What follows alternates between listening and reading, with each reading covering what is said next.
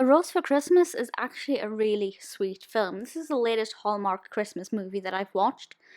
And while it's not my favourite, I did like it. It has all the hallmarks of a Hallmark film, with the two single people coming together at Christmas time with some differences that they need to overcome, all against the backdrop of the festive holidays. This one was released in 2017 and is directed by Kevin Fair and written by Gregg Rossen and Brian Sawyer.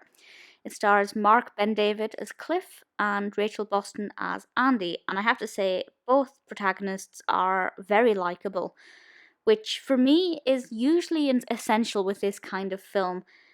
Andy is very likable. I found her to be a very pleasing character. She's an artist, she teaches art at a community college, she has a very likable personality, and her passion for for Christmas and for the New Year float, which they're working on, is infectious and really lovely. Cliff is our love interest slash antagonist. There are aspects of his personality that clash with Andy because he's not quite as into the holidays as she is, but it's not so severe that it's just irritating. You can tell he has reasons for not liking it, and you kind of want to get to know him more, and maybe there's a little bit of sympathy for him as well. The on screen chemistry between the two is brilliant. I think their relationship unfolds at a really pleasing pace. I think maybe it kind of develops nicely and then rockets towards the end really quickly, and I think that was a little bit forced. But the build up is otherwise quite nice and enjoyable to watch. Obviously, because we're seeing the float being built up, it's quite it's a very creative, artistic film. We don't see too much of the float in any great detail when we're seeing it built up. For example, it needs to have roses on it, but the roses are being added in the wrong color, and we get to see the wrong color up close.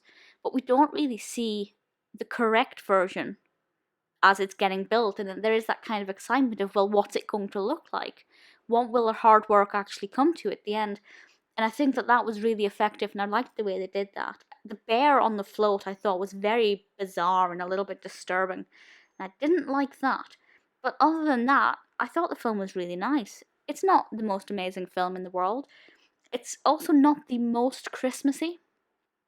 It is filmed, it's set in like the week leading up to Christmas. There could be a bit more festivity. There's not that much in terms of Christmas music, Christmas lights, but it's nice. It's festive enough that it can pass as a Christmas film, and I did enjoy it. I think it's well acted. I like the character development. I particularly like the development for Cliff, as I felt like it was believable. Specifically, the bit when he was asked to play football, which will make sense when you watch the film. I won't spoil anything specific, but I think his reaction was believable compared to what a lot of other films would do. Honestly, A Rose for Christmas is a pretty decent Hallmark film, and I do think it's worth a watch.